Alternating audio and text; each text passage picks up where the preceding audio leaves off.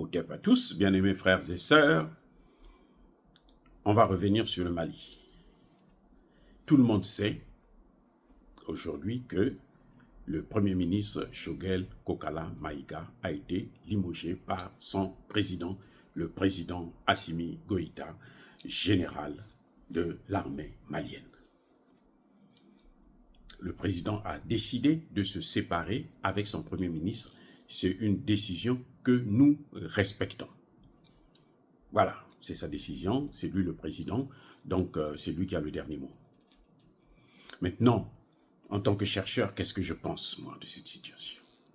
Je vous ai déjà dit à plusieurs reprises que cette situation n'arrangeait pas vraiment le peuple malien. La France-Afrique a deux méthodes pour déstabiliser un pays, ou plutôt pour fragiliser une nation. La première méthode, c'est mettre un clivage entre les leaders, les autorités, le gouvernement et son chef, le président de la République, et le peuple. Quand on sépare les deux, à ce moment, on peut facilement manipuler l'un ou l'autre. C'est ce qu'on appelle révolution de couleur.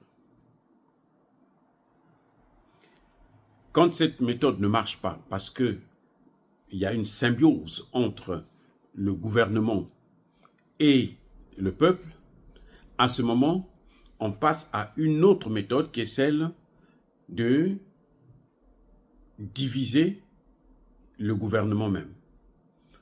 Là, le cas échéant du Mali, c'est entre le président et son Premier ministre. Je dis, et je le répète encore, je n'accuse ni Choguel ni Assimi Goïta. La situation est là, le vin est tiré, nous allons le boire. Mais maintenant, moi, mon analyse, qu'est-ce que je pense exactement? Que ce qui s'est passé, c'est que on a échoué avec le premier modèle, c'est-à-dire le peuple et l'État. Maintenant, on passe au sein même de l'État faire ce qu'on appelle une révolution de couleur. Le cas échéant, et je le répète encore une fois, pour arrêter un train, on doit enlever la tête. Oui, ce n'est pas le deuxième, le troisième, le 15e wagon. Non, c'est la tête qu'il faut enlever pour arrêter ce train. La tête du train du Mali, c'est qui? C'est Assimi Goïta. Donc, ce qui est en train de se passer actuellement au Mali, à mon avis personnel, si vous demandez mon avis, je vous dis, c'est un coup d'État contre Assimi Goïta, qui est en cours de téléchargement. Ça, ce que vous avez vu entre Assimi Goïta et Choguel, c'est la première phase du coup d'État. Parce que les deux, quand ils travaillaient ensemble, ils étaient trop puissants, trop forts. Tout le monde le sait. C'est pour ça qu'on n'a pas pu diviser le peuple. Aujourd'hui, ce peuple-là est divisé, la fracture est là. Les gens vont se dire, surtout les supporters du président, vont se dire, non mais Assimi Goïta contrôle la situation. Oui, il contrôle la situation, il est le président. Mais la fracture est là. Et c'est ce que la France voulait, c'est ce que Macron voulait.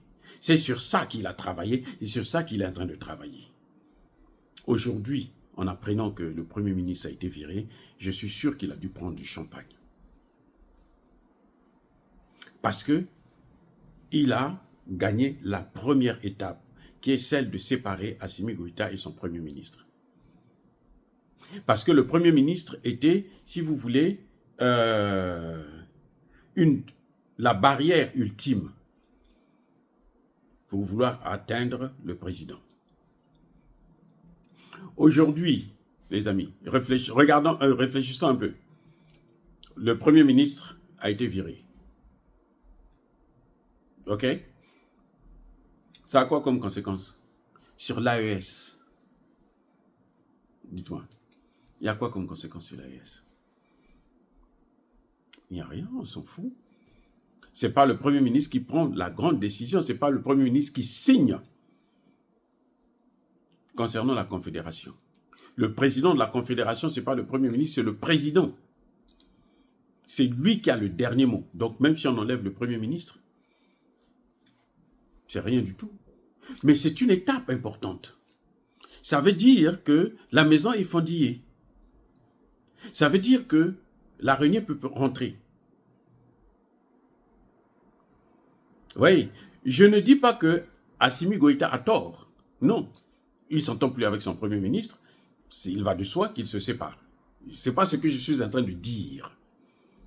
Je ne condamne pas la décision du président. C'est lui le président. Il a pris la décision. Nous devrons l'accepter. Je dis tout simplement que l'impérialisme occidental, et notamment macronienne, la France-Afrique et la CEDEAO, ont gagné la première partie. Maintenant, ils vont se concentrer sur la deuxième partie. C'est le président. Parce que, pour déstabiliser vraiment le Mali, il faut atteindre le président. Je reprends. Si on veut déstabiliser le Mali, il faut atteindre la personne du président de la République. C'est lui qui, au final, c'est lui qui est visé. C'est ce que moi j'appelle un coup d'État en téléchargement. Ça, au Mali, là, pour moi, vous pensez comme vous voulez. Moi, je dis, c'est un coup d'État en téléchargement.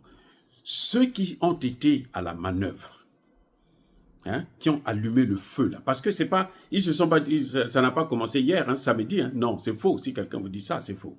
Ça a commencé il y a plusieurs mois de cela, peut-être même plus d'un an, que cette histoire-là a commencé. Mais pourquoi? Parce qu'il y a des gens qui allument le feu de part et d'autre. Du côté de Choguel, du côté d'Assimi Goïta. Et ces gens-là, qui allument le feu, là, ils travaillent pour la France. Vous savez, bien entendu, tous ceux qui travaillent pour la France ne se sont jamais prononcés comme étant des gens qui travaillent pour la France. Vous savez seulement quand vous voyez le résultat, tout est par terre, vous vous rendez compte, oh là là, la France nous a eu encore.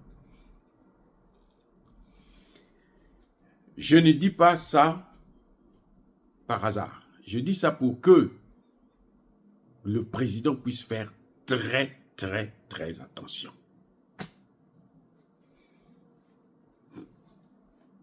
Je répète, le président Assimi Goïta doit faire très attention désormais. Parce que celui qui est visé, ce n'était pas le Premier ministre, c'est lui-même qui est visé. Le Premier ministre est comme un fusible qui a sauté pour protéger toute la maison. Mais pour que le coup d'État puisse arriver à sa finalité, il faut qu'on atteigne le président. Donc désormais, ils vont se concentrer sur le président. Ça dépendra aussi de beaucoup de quel Premier ministre le président va avoir. Est-ce que c'est un Premier ministre qui a participé dans cette action, c'est-à-dire qui de loin ou de près a travaillé aux côtés du président pour chasser son Premier ministre, ou bien c'est un Premier ministre neutre qui sort du néant que le président choisit parce qu'il trouve que, bon, il a des compétences, je le prends pour travailler avec moi. Ça va être déterminant pour la suite à donner. Maintenant, si ce sera plus difficile pour le président, plus dangereux pour le président, s'il prend quelqu'un, s'il choisit un Premier ministre autour de lui, parmi ceux qui étaient là, d'une manière ou d'une autre, jetaient l'huile sur le feu, entre lui et son Premier ministre. C'est là que vous allez comprendre que, donc, c'était une phase.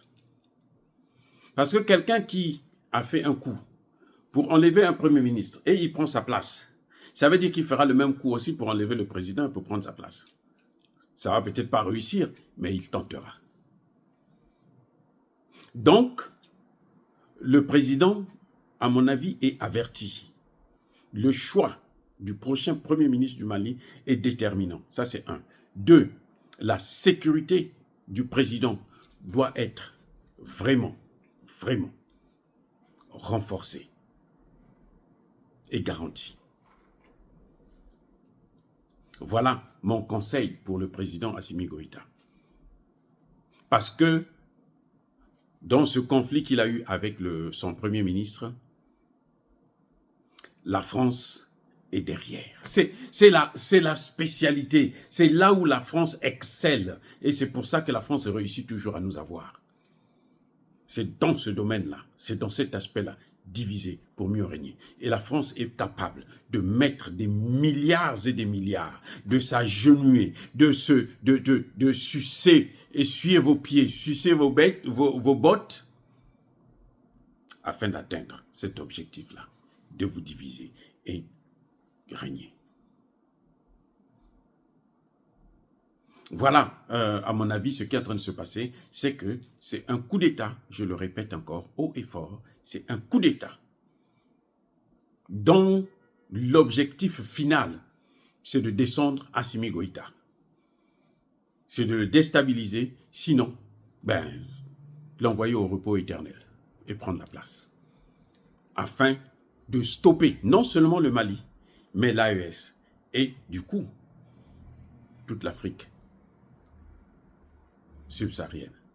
Parce que le Mali, aujourd'hui, est le porte-flambeau de cette Afrique-là. L'avenir de l'Afrique, je le répète encore une fois pour toutes, que l'avenir de l'Afrique est là, au Mali, se joue là, au Mali, au Burkina et au Niger. Si ces trois pays échouent, nous aurons du mal à avancer vers le véritable panafricanisme, c'est-à-dire obtenir notre indépendance et développer nos États. C'est pour ça que vous nous entendez parler. Moi, je ne suis pas malien, je suis congolais de Brazzaville.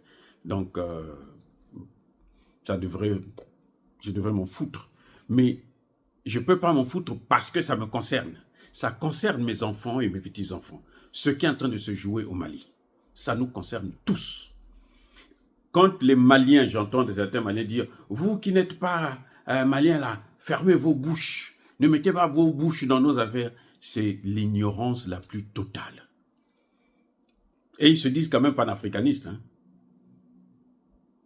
Et ils pensent que le Mali, c'est à l'extrême du monde, personne... Non, aujourd'hui, quiconque veut se sentir malien, le sera. Parce que le monde est devenu proche de nous. Oui, j'ai toutes les informations du Mali à tous les jours. Il y a des Maliens qui m'écrivent pour me dire, mais grand frère, docteur, nous, voilà ce qui est en train de se passer ici en ce moment. Donc les informations, nous les avons. Et si nous avons ces informations, parce que nous sommes concernés aussi, au premier chef, autant qu'Assimi Goïta, nous sommes concernés pour sa survie, pour sa santé, pour sa vie. Parce que ces gens-là ont dans leurs mains aujourd'hui une responsabilité que les chefs d'État africains n'ont jamais eue. Oui, les chefs d'État africains, là, ils n'ont jamais eu cette responsabilité. Ils ont la responsabilité de leur petit pays et puis c'est tout. Mais là, eux, ils ont la responsabilité de tout un continent. Le continent africain, là, en ce moment, est sur la tête d'Assimi Goïta, de Traoré et de Tchani. Ça est sur leur tête. Donc, s'ils bougent comme ça, là, c'est l'Afrique qui tombe. Et pour se relever, ça va être très, très, très difficile. Parce que, par terre, là, il y a des serpents qui sont là, qui attendent que leur chute. Voilà, bien-aimés frères et sœurs, encore une fois de plus, je souhaite quand même bonne chance au prochain Premier ministre, mais j'estime que le président Assimi Goïta fera un bon choix. Parce que, je répète encore, ce n'est pas Assimi Goïta que l'on cherchait. Ce n'est pas plutôt Choguel Kokala Maïga que l'on veut. Ce n'est pas la tête de Choguel qui est importante, c'est la tête d'Assimi Goïta. Mais Pour atteindre Assimi Goïta, il fallait d'abord passer par Choguel. Soyez bénis, abondamment bénis par le Dieu de Kémit et par nos ancêtres angélisés, mais que tous ceux qui persécutent le continent africain le pillent et le déstabilisent, qu'ils soient noirs, blancs, chinois, arabes, juifs, indiens ou qui qu'ils soient punis, maudits, foudroyés, neutralisés, écrasés, effacés par le Dieu de Kémit et par nos ancêtres angélisés. Vive l'Afrique éternelle, j'ai dit et j'assume.